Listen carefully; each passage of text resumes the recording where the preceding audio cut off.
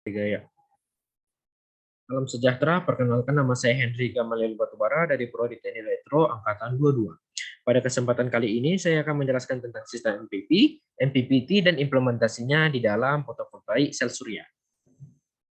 Sebelum mengenal lebih dalam akan PPT ini, saya akan mengenalkan tentang objektif atau poin utamanya. Yang pertama adalah energi dan fotovoltaik. Di bagian ini saya akan menjelaskan tentang pengertian fotovoltaik dan penjelasan energi. Yang kedua adalah MPPT yang merupakan kependekan dari maksimum power point tracking. Dan yang ketiga adalah MPP, bisa disebut sebagai maksimum power point. Yang keempat, implementasi sistem dari MPPT terhadap teknologi, yaitu penggabungan sistem dari MPP, MPPT, dan juga fotovoltaik. Oke. Yang pertama adalah energi di latar belakang. Mengapa ini menjadi bagian yang kesatuan? Hal itu dikarenakan oleh sejarah energi. Energi merupakan suatu kebutuhan dasar manusia yang diperlukan supaya manusia dapat bertahan hidup. Akan tetapi manusia kerap kali menggunakan energi yang berasal dari fosil, di mana energi ini dapat habis dan bisa terjadi krisis kelangkaan. Hal itulah yang menyebabkan manusia harus menggunakan energi lain, sumber energi lain, yaitu energi listrik. Nah, apa itu energi listrik? Energi listrik adalah energi yang dihasilkan dari aliran elektron dari bahan yang mengandung semikonduktor maupun konduktor. Energi ini dapat diperbarui dan ramah lingkungan. Selain itu, energi ini tidak dikhawatirkan akan ketersediaannya di lapangan, karena tetap ada. Dari mana sumbernya? Sumbernya dari bumi, air, nuklir, dan surya. Pada PPT ini, saya akan menekankan tentang energi listrik yang berasal dari surya, akan sistem yang membuatnya menjadi energi listrik. Sistem apa itu? Yaitu fotovoltaik sel surya. Apa itu? Fotovoltaik sel surya adalah inovasi atau teknologi yang dibuat manusia untuk mengisi sumber energi listriknya. Bagaimana caranya? Dengan jaringan transmisi yang dia punya, fotovoltaik dapat mengubah energi dari panel surya, sel surya menjadi energi listrik. Mengapa fotovoltaik yang dipakai bukan bahan yang lain? Ya, karena faktor ekonomi. Fotovoltaik dapat menghasilkan energi listrik yang besar, bisa dipakai secara lokal dan murah. Selain itu memberi keuntungan, yaitu mengurangi pemanasan global. Terdapat sebutan lain pada fotovoltaik, yaitu PV, SPV, dan PV array. PV array adalah kumpulan dari beberapa sel surya yang disusun secara bertumbukan untuk membentuk fotovoltaik. Dan jika digabungkan menjadi sebuah SPV, yaitu sistem fotovoltaik. Nah, sistem ini akan terdiri dari beberapa variabel dan komponen, yaitu sinar matahari untuk menghasilkan sumber energi listrik, generator dan baterai sebagai pengisi akan energi listrik. Kemudian MPP dan MPPT-nya yang merupakan komponen penting dalam fotovoltaik dan akan dibahas pada PPT ini. Lalu, apa sih masalah pada fotovoltaik? Sebelum itu, ini adalah gambar PV array, di mana ini seperti sel surya, panel surya yang disusun secara pertumbukan untuk menyusun fotovoltaik. Lanjut, masalahnya apa? Memang fotovoltaik itu dapat bisa menghasilkan energi listrik yang besar. Cuman input outputnya itu kadang bermasalah. Dayanya kadang boros dan tidak sesuai dengan kriteria yang diinginkan. Diperlukanlah sistem yang tepat dalam mengatur daya tersebut. Apakah sistem itu? Sistem itu adalah MPPT.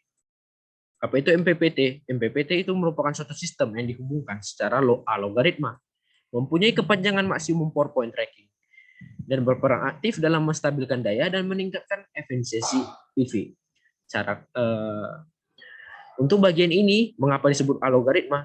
Yaitu karena dihubungkan langsung secara variabel terhadap cuaca, iradiasi matahari, dan juga keadaan tertentu. Oke? Kerjanya itu seperti saya bilang tadi, menstabilkan daya dan meningkatkan efisiensi PV. Cara kerjanya bagaimana sehingga bisa menstabilkan daya dan meningkatkan efisiensi PV? Hal itu dimulai dari sini. Pertama, sel surya akan diserap oleh solar PV system lalu dihubungkan ke MPPT, lalu dihubungkan lagi ke sirkuit DC. Hal inilah peran aktif MPPT, di mana dia akan menaikkan menurunkan daya sehingga sesuai dengan kriteria yang kita inginkan, tidak kurang dan tidak lebih dan tidak boros. Lalu disambungkanlah itu ke sirkuit DC to DC. Oke. Kemudian, bagaimana sih klasifikasi MPPT? Klasifikasi itu tergantung iridasi matahari. Klasifikasi ini akan dibagi menjadi dua, yaitu iridasi matahari yang kurang maupun tidak, dan iridasi matahari yang sesuai. Nah, kedua bagian ini akan mempengaruhi SPV itu sendiri.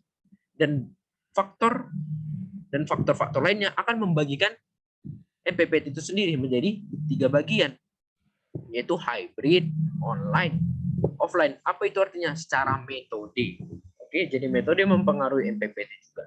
Salah satu metode online adalah metode P dan Q. Di mana metode ini sangat sederhana dan mudah diaplikasikan, makanya banyak digunakan. Cara kerjanya apa? Mengganggu nilai voltase.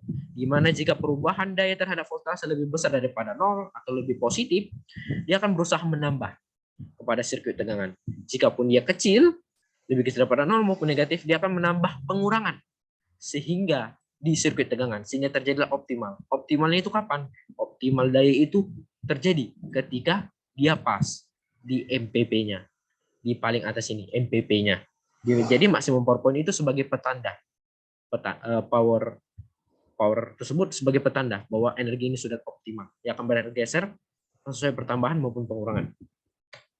Kemudian apa sih itu MPP? MPP itu adalah suatu dasar MPPT. Tanpa MPPT tidak dapat bekerja. MPP itu merupakan suatu rumus dan parameter yang dihubungkan langsung oleh arus pada sel PV. Di mana rumusnya itu bisa kita lihat, arus pada sel PV sama dengan hasil perkalian maupun perjumlahan hasil matematika dari arus listrik pada aluran PV dikurangi arus pada anoda dikali kepada VD yang merupakan beda potensial anoda per jumlah sel surya dikali angka yang mewakili kualitas dioda dikali lagi dengan FT yang merupakan beda potensial yang dihasilkan oleh suhu dikurangi 1 dikurangi VD, yaitu beda potensial di anoda, per eksistensi sirkuit PV. Tujuannya apa? Untuk mengekstrasi energi yang paling optimal, paling sesuai dengan kriteria. Kemudian bagaimana implementasinya? Ya, ini adalah bagian terakhir, implementasinya. Implementasi MPPT fotovoltaik sel surya, di mana MPPT fotovoltaik telah menjadi satu, dan juga MPP, sehingga bisa kita gunakan kepada barang-barang lainnya, yaitu pesawat tanpa awak, logika fusi, dan baterai EV dan generator termoelektrik. Di bagian tanpa awak atau UAV, MPPT berguna untuk mengukur daya maksimum dan berguna untuk mengoptimalkan daya karena bahan dasar UAV itu menggunakan energi listrik sebagai bahan bakar.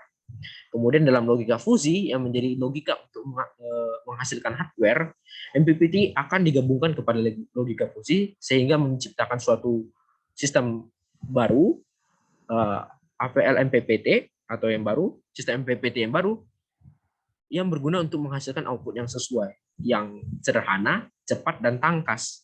Nah, itulah makanya itu akan menyempurnakan daya yang akan digunakan karena cepat, tangkas, dan istimewa. Kemudian MPPT terhadap generator termoelektrik sudah saya bilang karena MPP itu tergantung dari pada faktor dan suhu salah satunya, MPPT akan berguna sebagai memasok daya dan memaksimalkan daya pada termoelektrik generator.